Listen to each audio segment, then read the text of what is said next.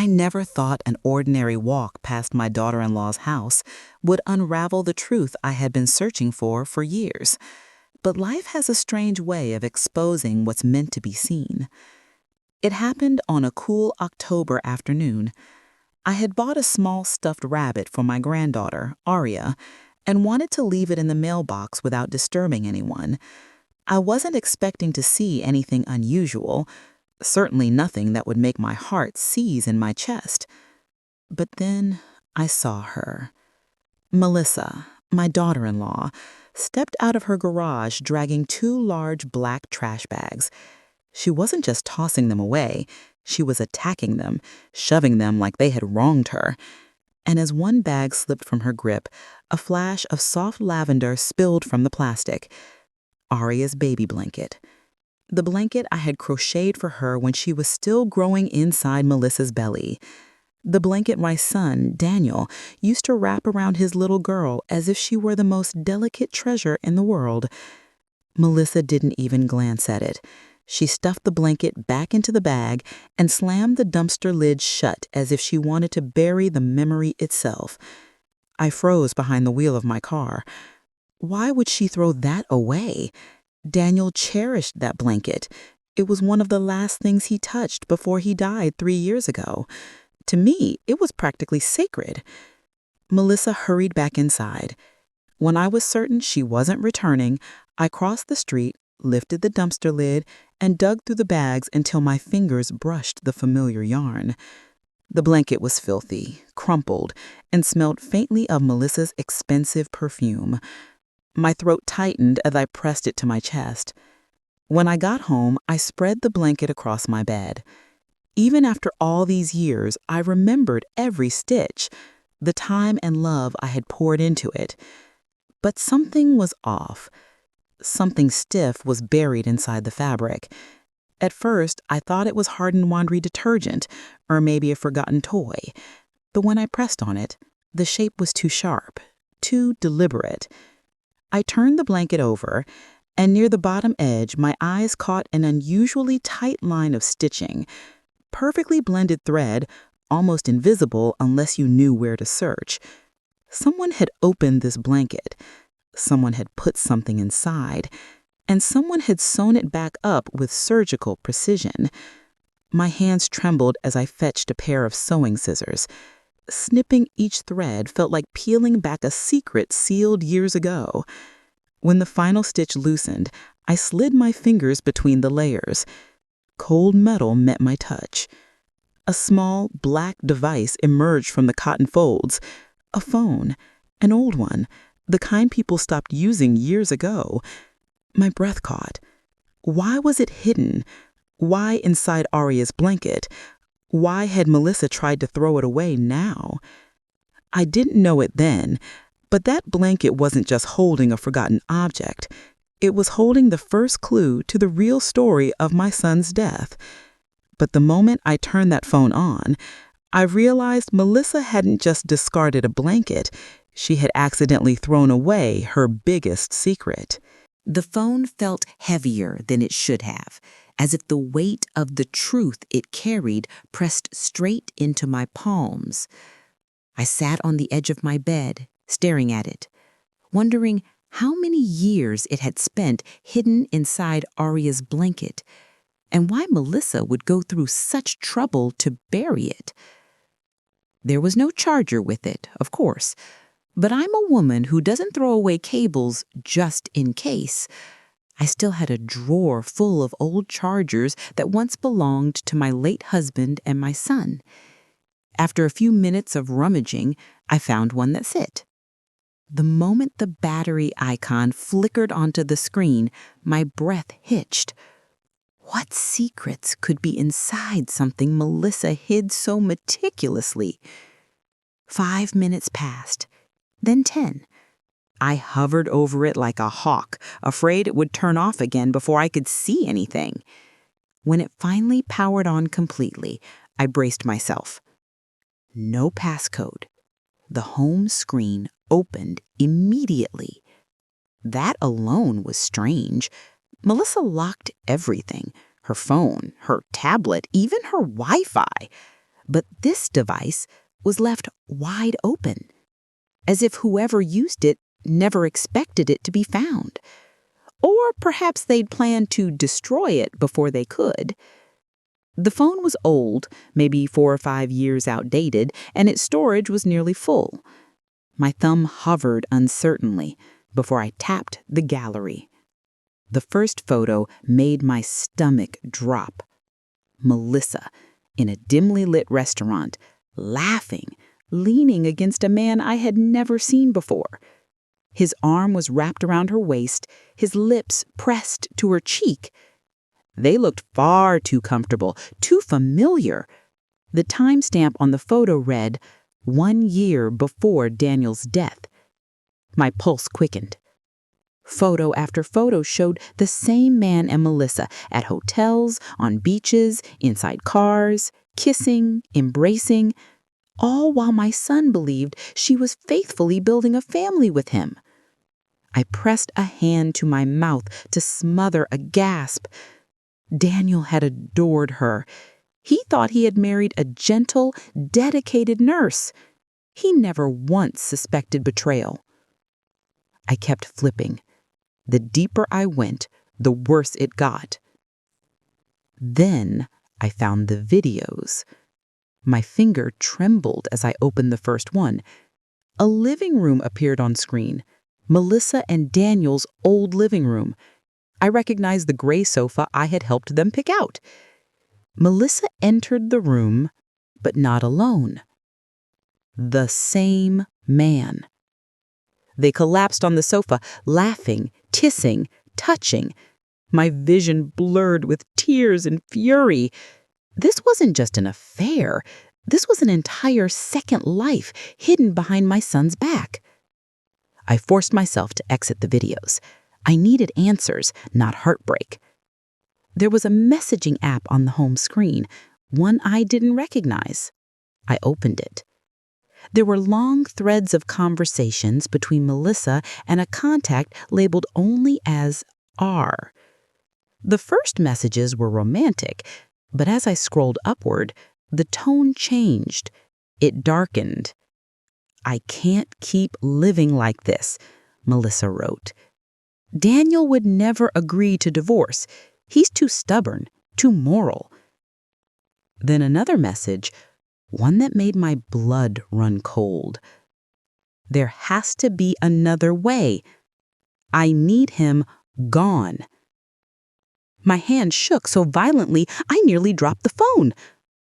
Gone? She couldn't have meant what I thought she meant. She couldn't have wished for Daniel, my only son, to disappear. But there it was, black and white, her words. And when I scrolled further, I discovered a message that proved Melissa wasn't just talking, she was making a plan. I forced myself to breathe slowly as I continued scrolling, even though every message made my skin crawl.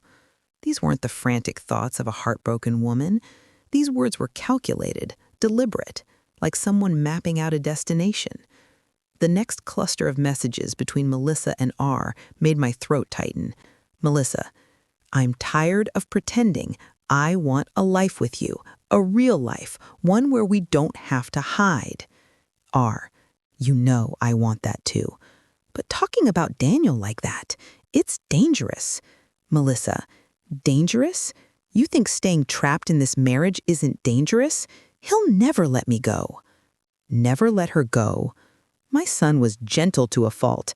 If Melissa had asked for a divorce, he would have signed papers with trembling hands and apologized for not loving her well enough. He would have let her walk away without a fight. He wasn't controlling. He was devoted. The notion of Melissa painting him as some sort of captor made bile rise in my throat. But then came the message that made me freeze completely. "I talked to someone," Melissa wrote. "Someone who can help us. Just trust me." Someone who can help us?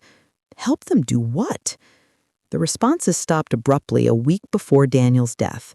No more messages, no more calls. As if they had both decided to abandon this phone entirely, as if it had served its purpose. My head spun. I needed to move, to breathe. I stumbled to the kitchen, splashed water on my face, and then returned to the bedroom, determined to understand everything hidden within that thin device. The last place I looked was the Notes app. There was only one note, a single entry, dated 2 days before Daniel died. Tuesday, 2:45 p.m. He'll be alone. Make it look natural. My knees buckled, and I had to grip the dresser to keep from collapsing. Natural. Like a fall. Like an accident. I could hear the doctor's voice from years ago. Calm, apologetic, clinical. Severe head trauma. The fall appears accidental. My breathing became shallow. But now I knew. It wasn't an accident. The truth was there all along, sewn inside a child's blanket, waiting for someone with enough stubbornness or enough love to find it. Tears blurred my vision as I clutched the phone to my chest. Daniel had been taken from me, not by fate, not by a tragic misstep on a staircase, but by the hands of the woman he loved, the woman he trusted. And this mysterious man, R, whoever he was. I wasn't sure what frightened me more, the messages that clearly hinted at murder, or the realization that Melissa must have been scared that this very phone would resurface someday. Why else hide it so carefully? My mind raced through every memory, every suspicious moment, every time Melissa avoided my eyes after Daniel's funeral. Had guilt been gnawing at her all this time? Or worse, had she felt nothing at all? I needed help. I needed someone to hear this before fear convinced me I imagined it all. There was only one person I trusted with something so heavy. My neighbor and lifelong friend, Clara. She would know what to do. But when Clara arrived and saw what I found, she told me something that made everything even more terrifying. Someone else might already know about this phone. Clara arrived in less than 10 minutes, wearing a knitted cardigan and slippers, her gray hair hastily clipped back. She didn't ask questions at the door. She could see from my trembling hands that something was wrong. As soon as we reached the bedroom, I handed her the phone. She adjusted her glasses, tapped through the photos and messages, and her face slowly drained of color.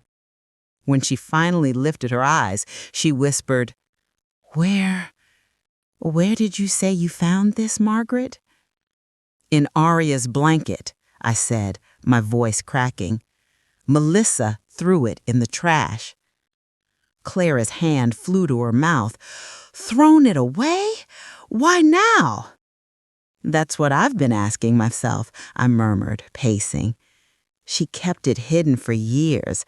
Then suddenly she gets rid of it, and in such a hurry." Clara lowered the phone gently onto the bed. "Margaret, listen to me very carefully." Her tone shifted, becoming sharp, alert, like a person who had just spotted danger through a window.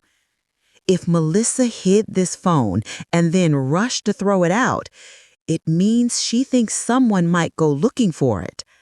Something inside me tightened. "What do you mean? Who?" Clara frowned as she thought it through. "Well, maybe she thinks you might start asking questions. Maybe she thinks the past is catching up to her. Maybe someone else involved is pressuring her." A chill ran up my spine. Someone else. The mysterious R. I sank onto the mattress, gripping the edge. "Clara, do you think he could still be around?" She hesitated. "If he and Melissa planned what those messages suggest, then yes. And if he's still in her life or even watching her, he may be worried that loose ends could surface." Loose ends, like a phone sewn inside a child's blanket. "Margaret," she continued, "we cannot stay quiet about this, not even for a day. This is beyond us. You need to take this to the police." I nodded, though fear clamped around my ribs. "Do you think they'll believe me? That they'll even care after all this time?" "They will," she said firmly, "because this isn't a hunch. You have evidence, deadly evidence. I forced myself to breathe. She was right.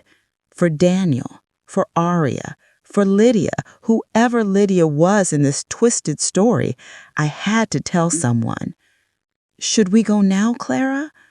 I glanced at the clock. Nearly midnight. No, I said softly. In the morning, as soon as the precinct opens. Clara agreed.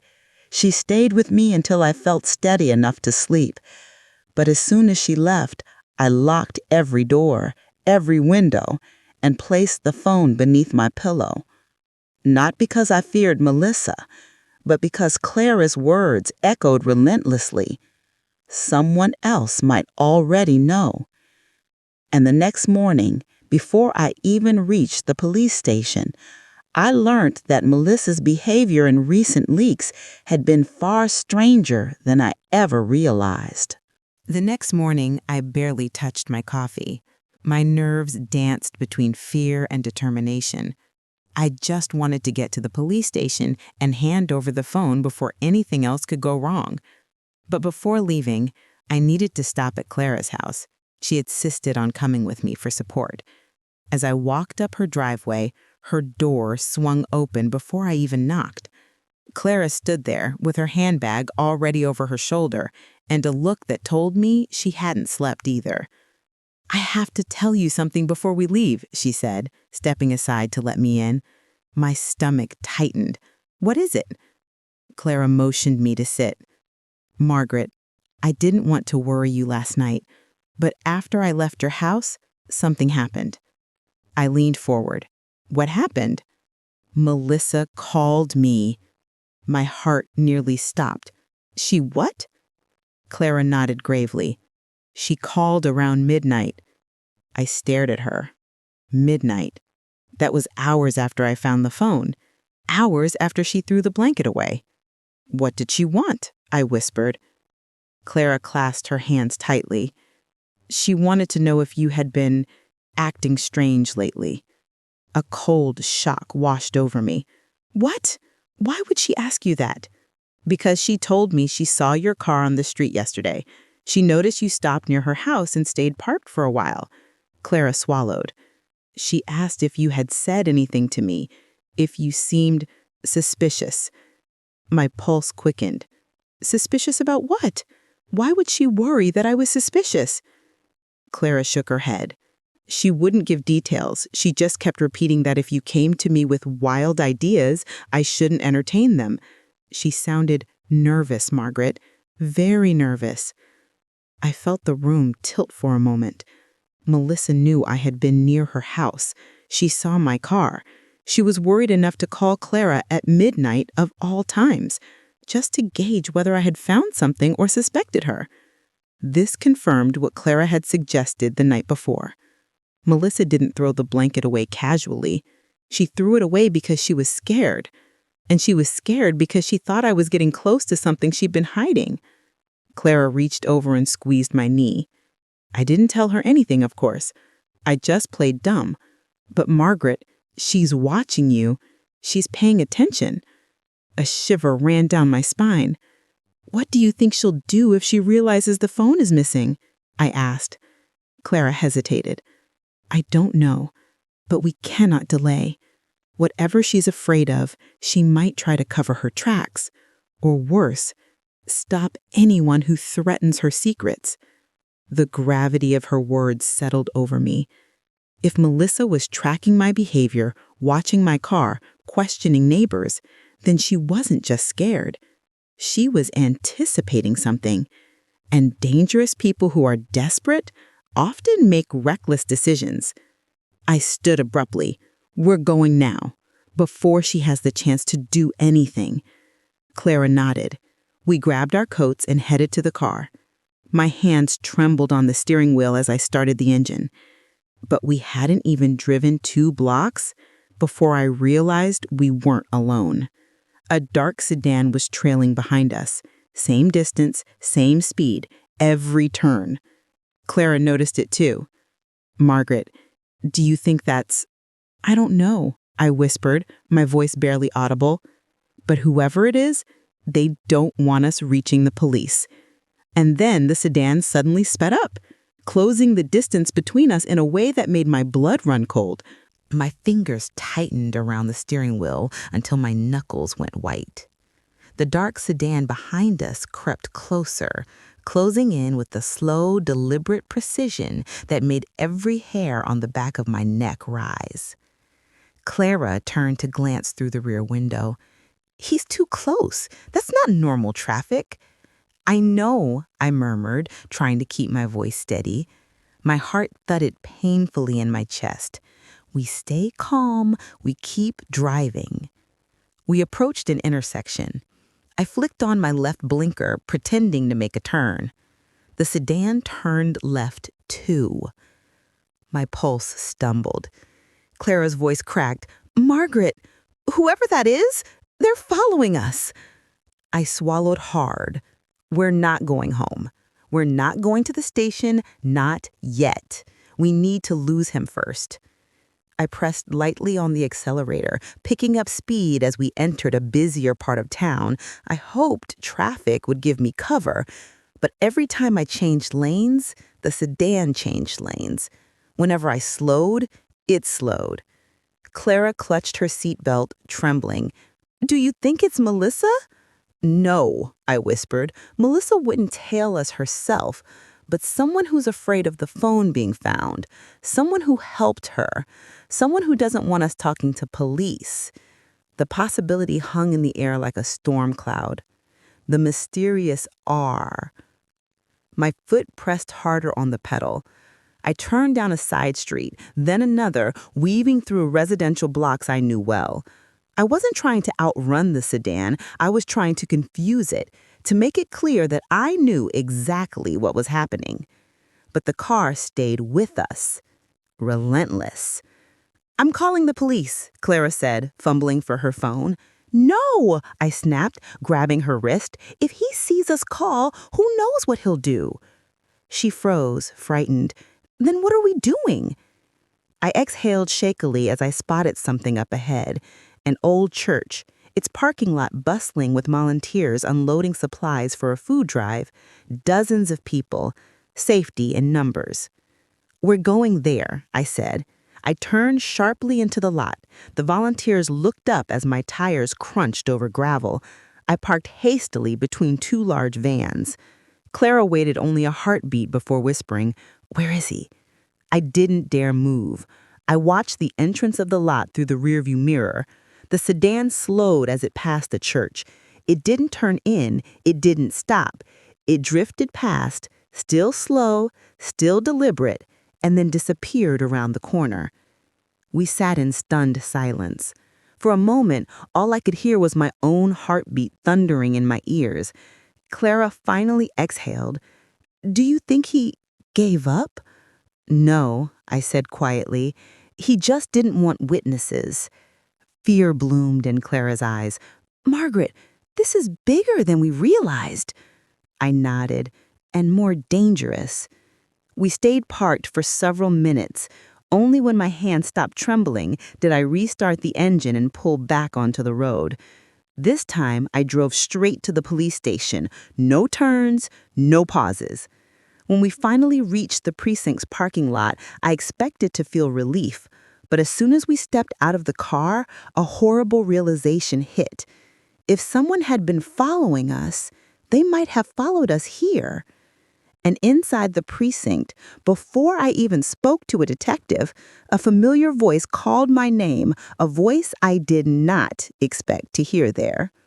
The moment Clara and I pushed through the precinct doors, the familiar antiseptic smell washed over me, the kind that always made me uneasy. I clutched my purse tightly, feeling the phone inside like a block of ice. Every step echoed on the tiled floor, and for a moment, all I wanted was to get this over with. But then, someone spoke my name. "Margaret?" I froze. That voice, soft, tentative, and oddly strained, belonged to someone I hadn't spoken to in months. Officer Darius Lee.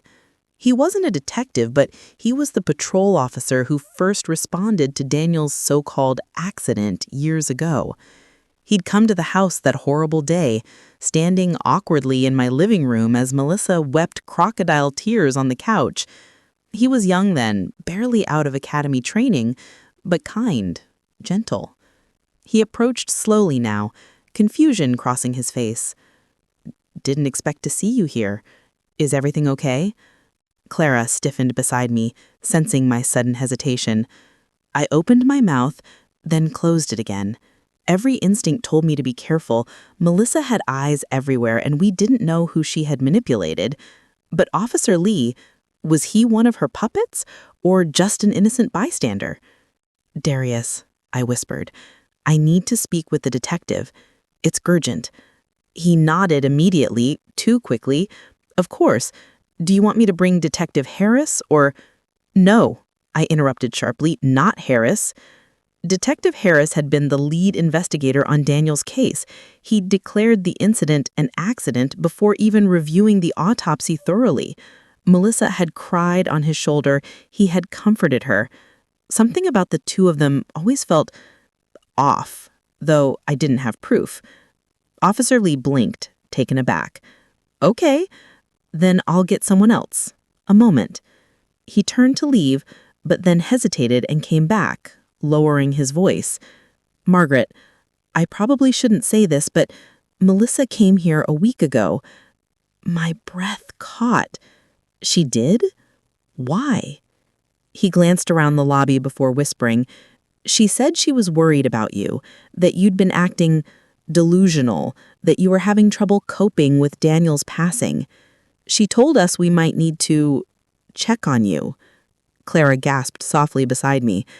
Melissa had gone to the police. Before I found the phone, she had been planting seeds, preparing a story, painting me as unstable. My jaw clenched. "Did you believe her?" Officer Lee shook his head, guilt flickering across his expression. "I didn't know what to believe, but she was persistent, really persistent." Clara muttered under her breath. "Of course she was. Manipulative snake." I ignored the sting of betrayal and straightened my shoulders. "Darius, listen to me. Melissa lied. Everything she said about me was a cover because she's hiding something connected to Daniel's death." I lowered my voice even further. "What do you mean?" Before I could answer, a tall man with sharp features and a no-nonsense expression stepped out from a hallway. "Miss Hale?" he asked, his gaze direct but respectful. "I'm Detective Rowan Pierce. Officer Lee says you have evidence to submit." It was time. I reached into my purse, and the moment my fingers wrapped around the phone, the precinct doors behind me opened, and someone unexpectedly walked in. Because the person who entered wasn't a stranger, it was someone directly tied to Melissa, and they looked terrified to see me holding that phone. The precinct door swung open with a gust of cold air, and the person who stepped inside made my heart stop. It was Evan, Melissa's younger brother. I hadn't seen him in over a year, not since the birthday party where he barely made eye contact with me and rushed out early after a tense whispered argument with his sister. He was usually clean-shaven and neat, but today he looked worn down, his hair unkempt, his eyes red-rimmed as if he hadn't slept. And the moment he spotted me holding the phone in my hand, his entire body froze. "Mrs. Hale?" he said weakly, sounding winded, like he'd run from the parking lot. What are you doing here?" The air between us tightened. Clara stiffened. Detective Pierce raised an eyebrow, already sensing tension. Evan swallowed hard, glancing around the room as if checking who else was listening. "Did you talk to Melissa?" "No," I replied, my voice cool and steady. "Should I have?" His jaw clenched. "She's been trying to reach you." Clara scoffed. "Trying to reach her?" She threw away a blanket and hoped no one noticed. Evan's eyes flicked toward Clara sharply, then back to me. "You weren't supposed to find that." The entire room went silent. Detective Pierce stepped forward. "What exactly are you referring to, sir?" Evan breathed out shakily, rubbing his hands together as though trying to warm them. Look, I can explain, but not here. He looked at me, pleading, Please, we need to talk privately. No, I said firmly. We talk right here, with the detective. Panic flashed across his face. Mrs. Hale, you don't understand. If she finds out I'm talking to you, I'm dead. Clara let out a sharp inhale. Dead? What do you mean dead? Evan looked down at the floor, shoulders slumped. I told Melissa I wouldn't be part of this anymore, that I couldn't keep lying. She lost it. She threatened me. He looked up, his voice cracking. I thought she was just scared. I never thought she'd go this far. Detective Pierce narrowed his eyes. Go how far?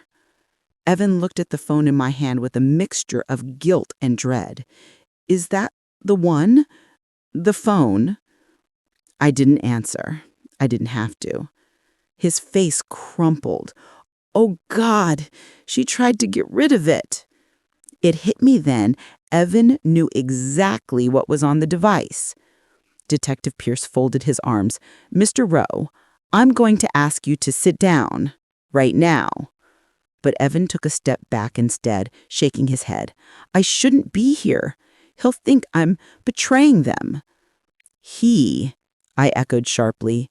You mean R, don't you? The man from the photos? Evan's eyes widened, confirming everything.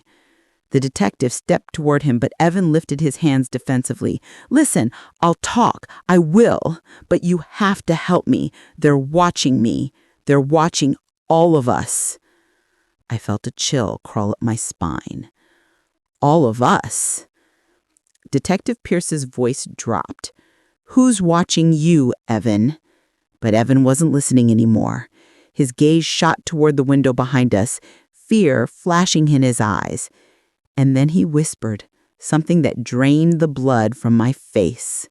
Because when we turned toward the window, the man labeled R was standing outside, staring straight at us. The moment Evan whispered, "He's here," every nerve in my body snapped to attention.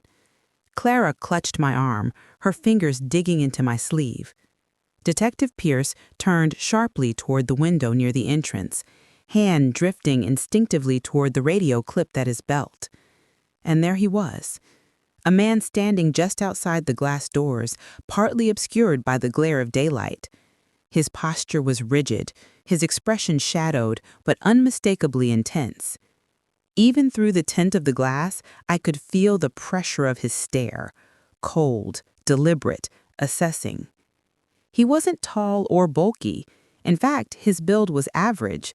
But there was something about him, something tightly coiled, something predatory, that made the hairs on my arm stand up. His eyes locked onto Evan like a threat silently delivered. Evan recoiled as if struck. "That's him," he whispered. "R." Detective Pierce's jaw clenched. He reached for the door to get a closer look, but Evan lunged forward, grabbing his sleeve. "Don't! If you go out there, he'll disappear. He always disappears." "Not here," Pierce said through gritted teeth. "Not in a police station." But when he opened the door and stepped outside, the man by the window turned and walked away. Slow, controlled steps, not hurried. He didn't run. He knew he didn't need to. Detective Pierce followed him outside, calling after him, but by the time he rounded the corner, the man was gone, vanished into the parking lot or the street beyond it. Evan collapsed into a chair, his breaths coming in shallow gasps. "He shouldn't have found me. I've been careful. I swear I've been careful." Clara sat beside him. "Careful about what? What do you know about this man?" Evan wiped his face, trembling. "He's dangerous. You don't understand.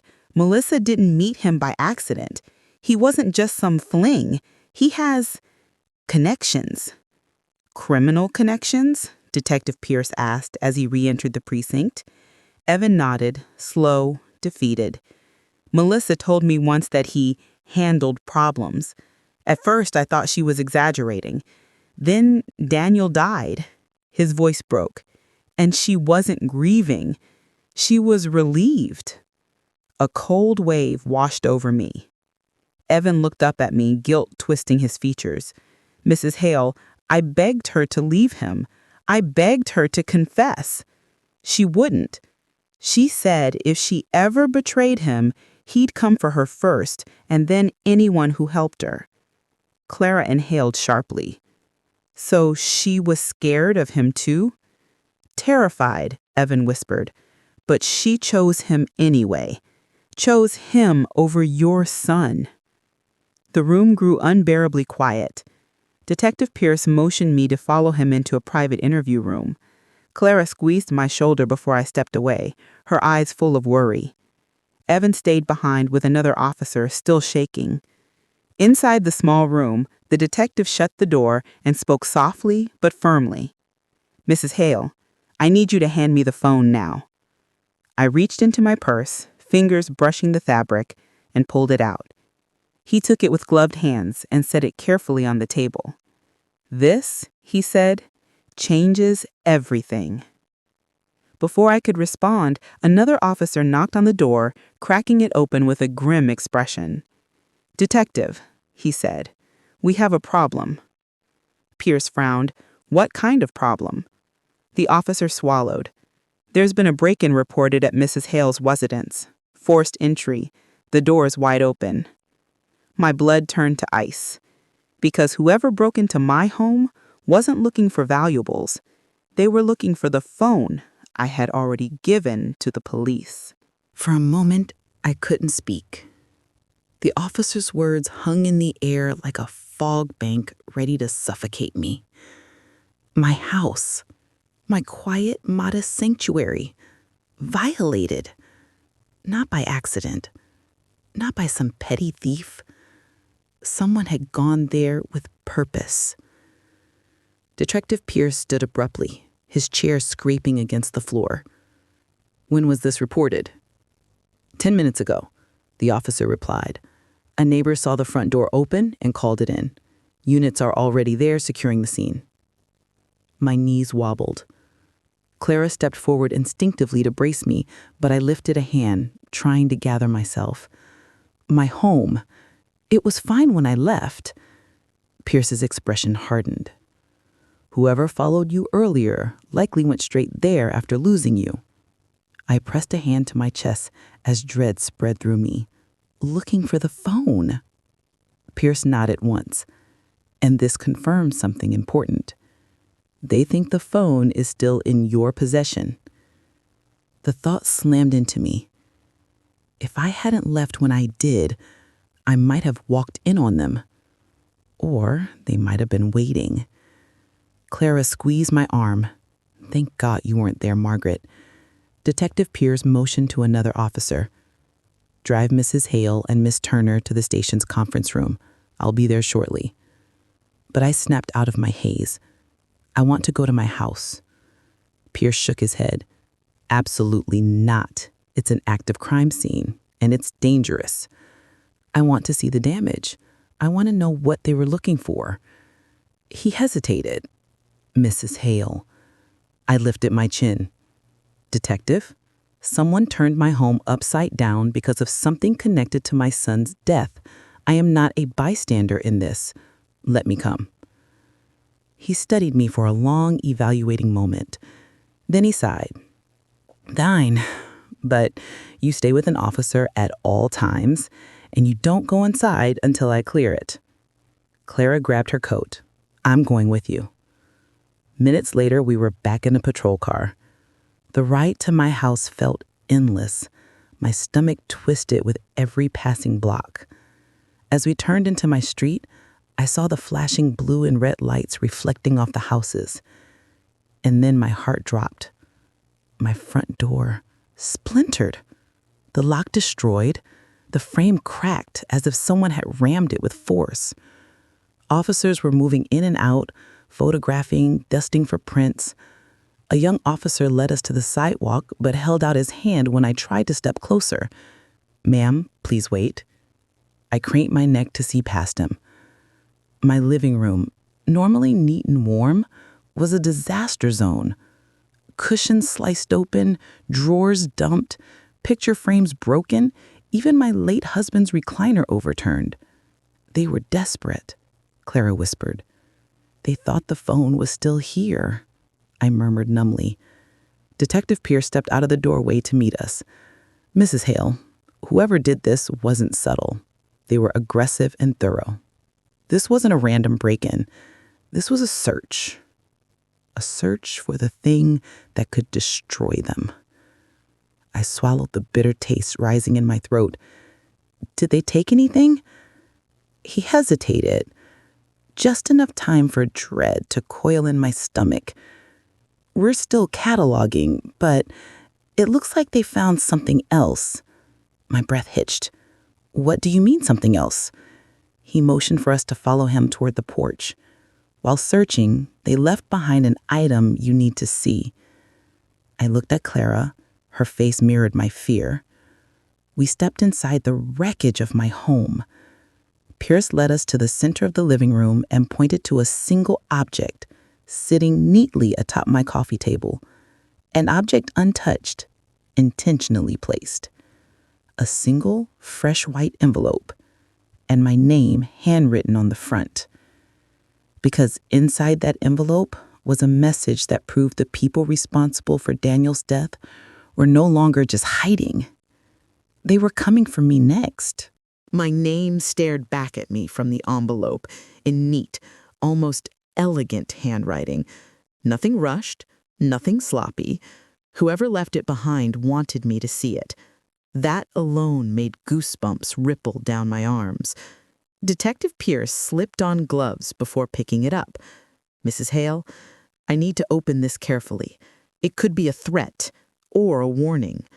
Clara grabbed my hand. I didn't pull away. My house was in ruins, my safety shattered, and the only thing anchoring me in that moment was her grip. Pierce gently slid a letter opener beneath the seal, slicing it open with precise, deliberate movements. He reached in and unfolded a single sheet of paper. He read it once, then twice.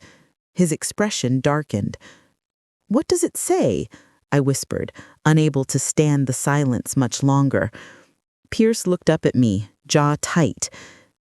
"It says, 'Stop digging.'" He handed me the note.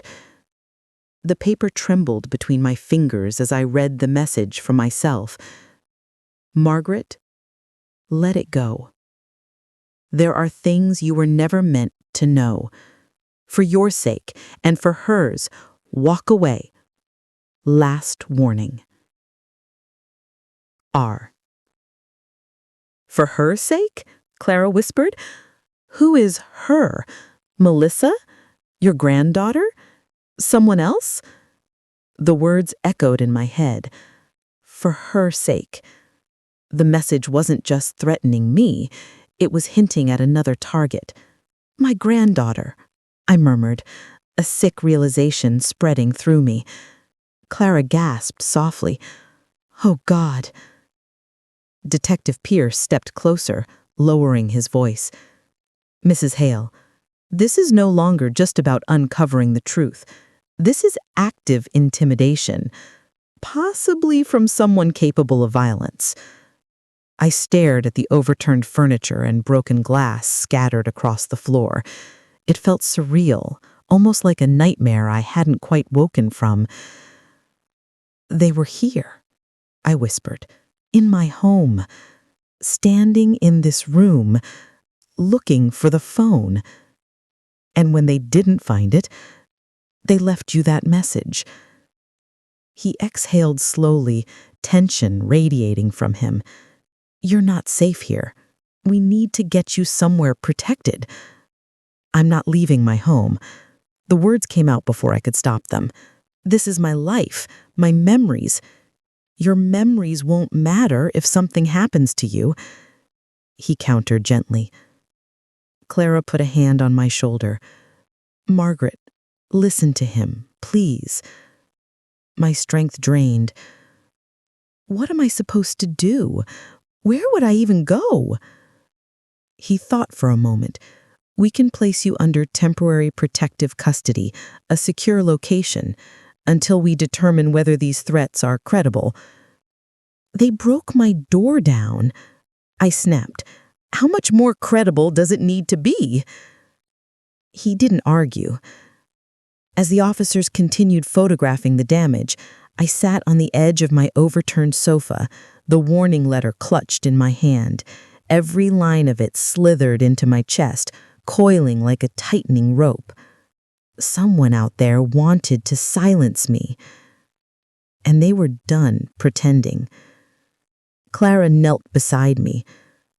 "Margaret, you can't back down. This note proves you're right." "I know. But now I have to be smarter." Pierce approached again. "There's something else you should know." I looked up, bracing myself. "We pulled footage from the city's street cameras around your house." My stomach twisted. "And?" He held my gaze. "We have a clear image of the man who broke in." Clara's breath hitched. "Was it R?" Pierce hesitated. "No," he said slowly.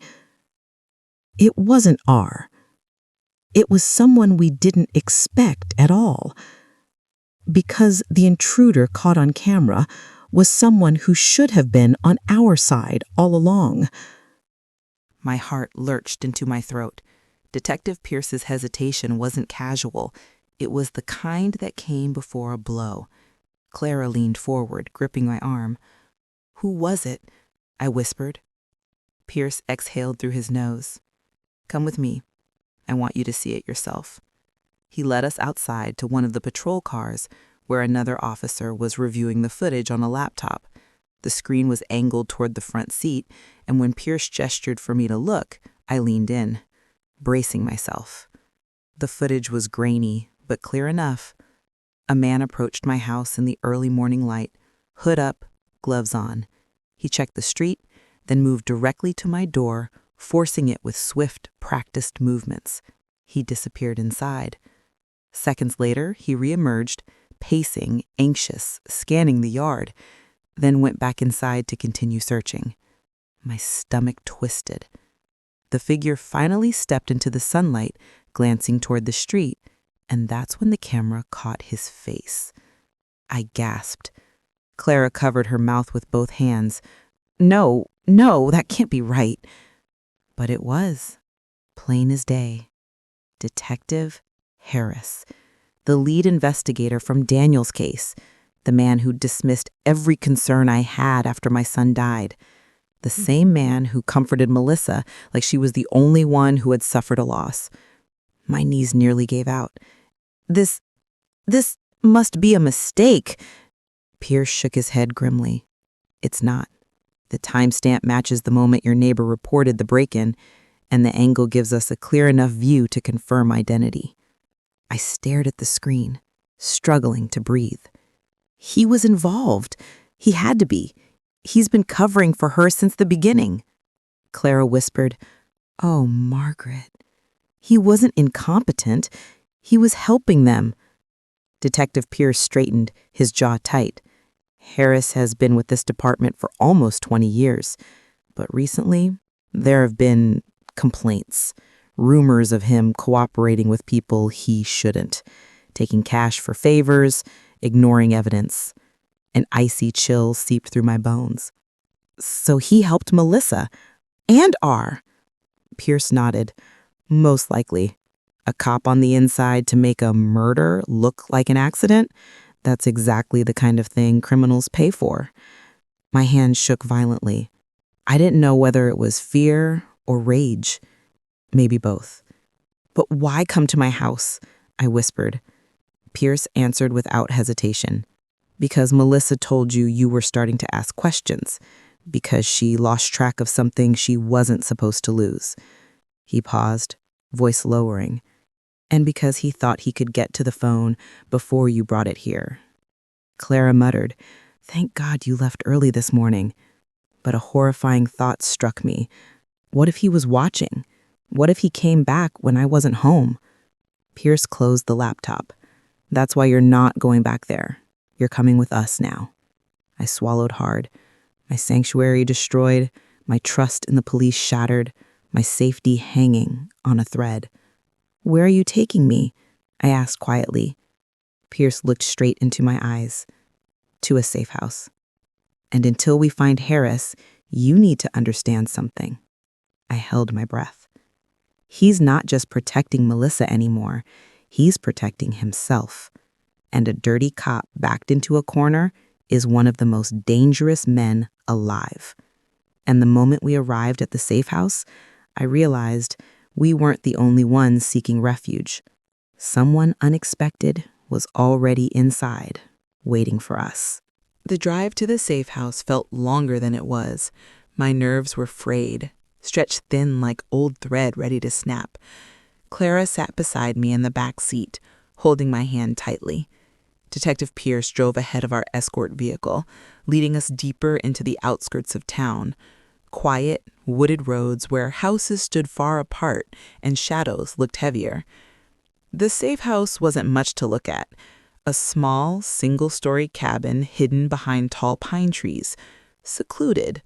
Unremarkable. Perfect for what we needed. An officer unlocked the door, scanning the perimeter before waving us inside. But as soon as I stepped through the threshold, I froze. Someone was already there. A figure sat on the worn sofa, hunched forward with their elbows on their knees. Their head snapped up the instant we entered, eyes widening, not with surprise, but with overwhelming relief. It was Evan. "Mrs. Hale," he breathed, standing quickly. "Thank God you're okay." Clara stiffened. "What are you doing here? Shouldn't you be at the station?" Evan shook his head, voice trembling. "Detective Pierce brought me here earlier, said it was safer. After R showed up, I knew I couldn't go home. I grabbed what I could and left before anyone followed." Pierce entered behind us, closing the door firmly. I didn't want him out in the open, not after what we saw. Evan looked at me, guilt etched in every line of his face. "Mrs. Hale, I'm so sorry for everything. I should have come forward sooner. Sit," Pierce ordered, gently but firmly. "We need time to talk, all of us." We settled around the small living room table. The air felt thick, heavy with danger and unspoken truths. Evan's hands trembled uncontrollably as he rubbed them together. I leaned forward. "Evan, I need you to tell me everything. No more half-truths, no more secrets." He nodded, slow, defeated. "I will, I swear." Pierce folded his arms. "Let's start with the man known as R." Evan's eyes drifted toward the window as if expecting the man to materialize outside. "His name is Ryan Calder. Melissa met him years ago, long before she married Daniel." Clara frowned. "So she knew him earlier?" "Yes," Evan whispered, "but not as a boyfriend. Not at first. He was something else." "Something like what?" I asked. He swallowed hard. "He laundered money, ran operations for people you don't want to owe favors to, the kind of people who make problems disappear." My chest tightened. "And Melissa?" Clara asked. "How did she get tangled up with someone like that?" Evan gave a hollow laugh. "She wasn't always the sweet, shy nurse everyone thought she was. She liked danger. She liked money. She liked the thrill. But Daniel," his voice softened, "Daniel grounded her. She resented that." I clenched my jaw to keep from breaking down. Evan continued. "When she reconnected with Ryan, things escalated fast. She started sneaking around. Then she got in too deep, owed him favors, then more. She didn't want a divorce. She wanted out." Clara whispered, "Out by killing Daniel?" Evan nodded miserably. "Ryan offered to help her, for a price." Pierce interrupted. "Where does Harris fit into this?" Evan rubbed his forehead. "Harris wasn't always dirty, but Ryan blackmailed him years ago. Old mistakes he never wanted exposed. So when Melissa asked him to bury Daniel's case, he did." My heart felt like it was splitting. Daniel's death wasn't a crime of passion. It was a transaction. Evan looked at me, tears filling his eyes. Mrs. Hale, Ryan won't stop. Not now. Not when he knows you have the phone. But I don't anymore. Pierce has it. That doesn't matter. Ryan only cares about one thing, control. If he thinks you're a threat, he'll come for you. Detective Pierce stood up abruptly, tension crackling in the room. We're safe here. Officers are stationed outside. No one's getting in. And then, a sudden sharp knock at the door. 3 slow taps. Then silence. We all stared at one another, breath caught in our throats. Clara whispered, Detective, you said officers were outside. They are, he replied, already reaching for his weapon. Another knock, harder this time. And then a voice filtered through the door. Calm, steady, unmistakable. A voice that made Evan go pale as a ghost. Open the door, Margaret. We need to talk. The moment I heard that voice, calm, steady, almost polite, the room's temperature dropped 10 degrees. My blood turned to static. Clara's hand clamped down on mine. Evan looked like he might faint. Detective Pierce raised a finger to his lips, signaling all of us to stay silent.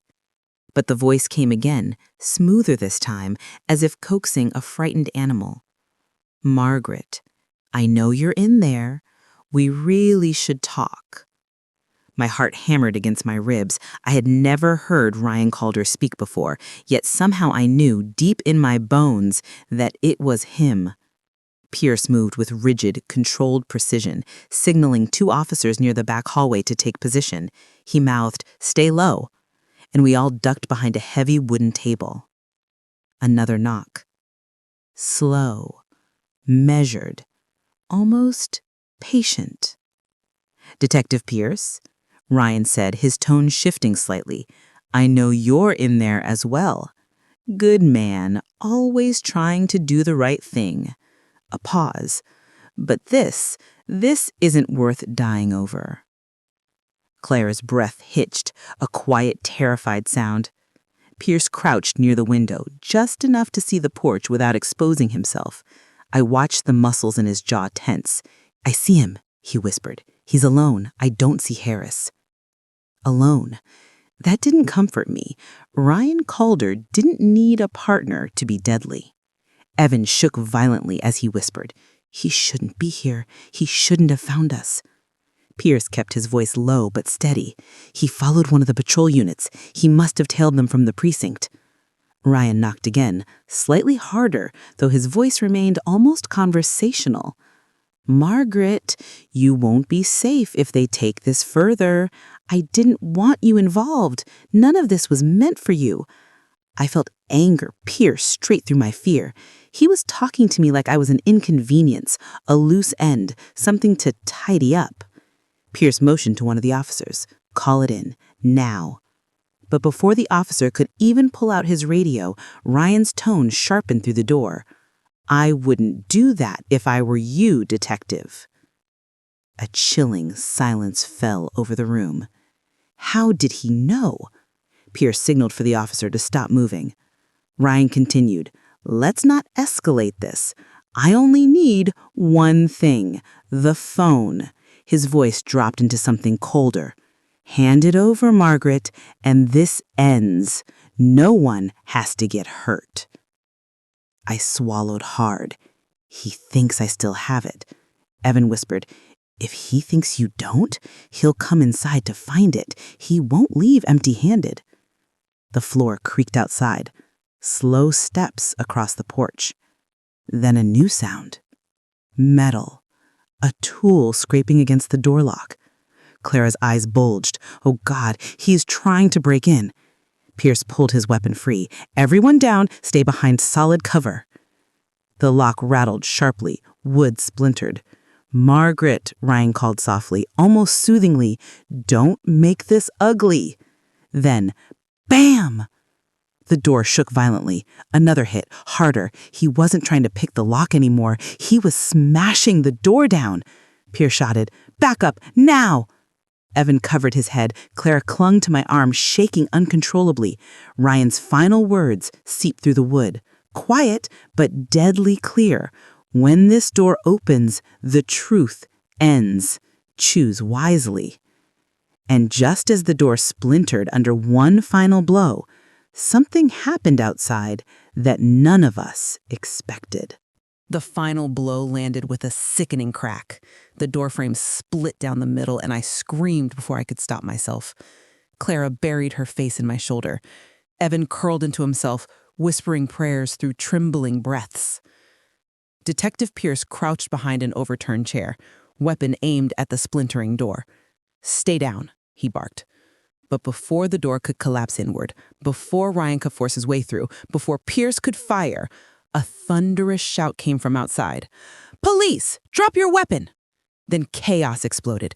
Heavy boots pounded across the porch. Officers yelled overlapping commands. Something metallic clattered to the ground. A deep grunt followed, then bodies slamming against wood.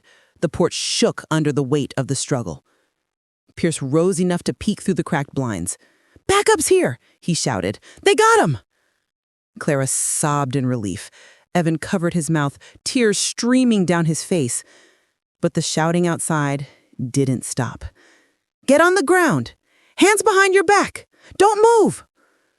Pierce edged toward the shattered door cautiously, gun still drawn. "Stay here," he ordered. He stepped outside, disappearing into the frenzy on the porch. For what felt like an eternity, I sat frozen, heart pounding like it wanted out of my chest. I couldn't hear Ryan anymore, just the officers' scrambled voices, the sounds of a violent arrest. Finally, Detective Pierce returned, breathing hard, but uninjured. "He's in custody. He fought like hell, but they got him restrained." Clara collapsed against me, overwhelmed with relief. But something in Pierce's expression didn't match his words. There was no victory in his eyes. Instead, he looked perplexed, deeply troubled. I forced myself to speak. "Detective, what's wrong?" He hesitated. "It's not as simple as we thought." Evan lifted his head slowly. "What do you mean?" Pierce rubbed the back of his neck, choosing his words carefully.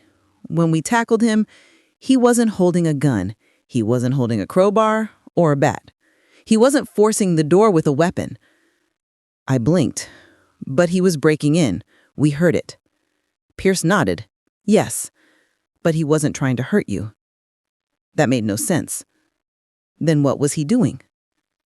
The detective met my eyes head on. He was trying to get in before someone else did. A cold chill spread through me. "Someone else?" Pierce nodded grimly. He kept yelling the same thing over and over. "She's not safe. She's not safe. Harris is coming." The room tilted. "Harris?" Clara whispered. "The dirty cop, the one who broke into your house." Pierce's voice dropped to a grave whisper. "Ryan said he wasn't here to kill you. He said he came to warn you, to get you out before Harris found you." My jaw going slack. "That doesn't make any sense. He threatened me. He left the note." Pierce shook his head. "He denies writing the letter, and he says he never searched your house." Evan clutched his hair, eyes wide. That could be true. Ryan doesn't need to search. He already knows everything." My head spun. "So you're saying Harris was the one who left the note?" Pierce nodded. "That's what Ryan claims. And the forced entry at your house? He says that was Harris, acting without him." The room fell into stunned silence. Then a deeper horror hit me. "Where is Harris now?" I asked. Pierce exhaled sharply. "That's the problem." He looked toward the dark tree line outside the broken door. "He didn't follow Ryan here. He disappeared. And if Ryan's telling the truth, then Harris is still coming." And the moment Pierce realized Harris wasn't alone, the safe house lights suddenly went dark. The lights snapped off so suddenly it felt like the air itself vanished. Darkness swallowed the safe house. Clara gasped and gripped my arm so tightly her nails dug into my skin. Evan froze like a statue. Detective Pierce swore under his breath. "Backup generator should have kicked in," he whispered. "This isn't a power outage. Someone cut the line." There was only one person who could move silently enough, quickly enough, confidently enough to slip past the officers outside. Harris. Detective Pierce reached for his flashlight, flicking on with a thin beam that barely pierced the darkness. "Everyone stay low. Stay behind solid cover. He can't see us, but we can't see him either." A floorboard creaked somewhere near the back of the cabin. Clara clutched my sleeve, shaking. Evan crouched behind the couch, covering his mouth with both hands. Another sound, slow, deliberate steps moving closer. Pierce raised his voice. "Harris, stand down. You're surrounded." Silence. Then a voice drifted from the hallway, deep and dripping with bitter amusement. "Surrounded? Don't flatter yourself, Pierce." Harris. My chest constricted. The same man who had stood in my home after Daniel died, shaking his head like he cared. The same man who had reassured me the fall was tragic but accidental. He'd been lying all along. Pierce signaled us to inch backward toward the kitchen counter, but I couldn't move, not when Harris was getting closer. His shadow stretched along the hallway wall as he stepped into the room. "Margaret, you should have listened. None of this had to get messy." Pierce aimed his weapon. "Harris, this is over. We have evidence. We have witnesses. You're done." Harris chuckled. "You have Ryan. That's what you think."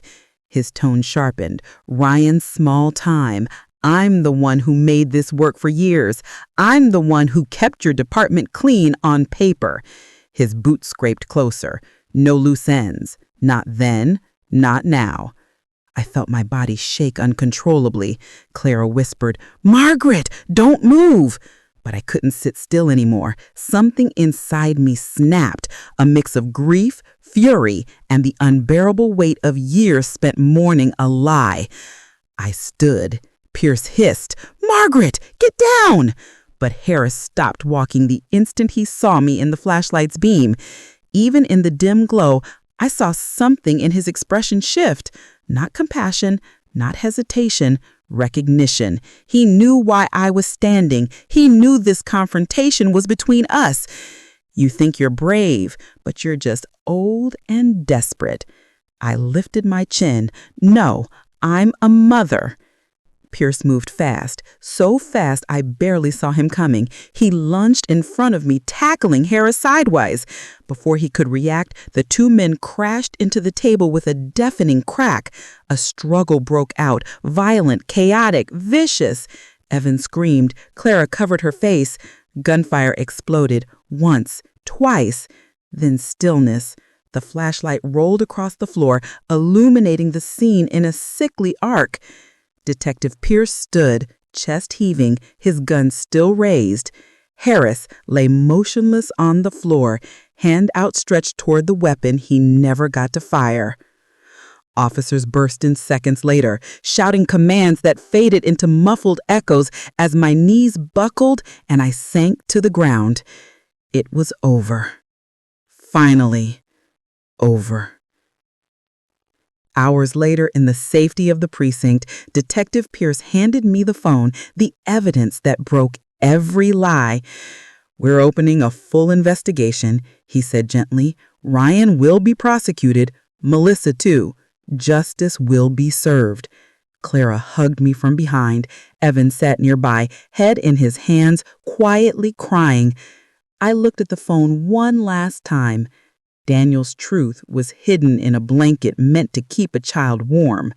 He deserved better. "Thank you," I whispered to Pierce. He shook his head. "You did this, Margaret. You never stopped fighting." I walked out of the precinct as dawn broke, golden light warming the sky.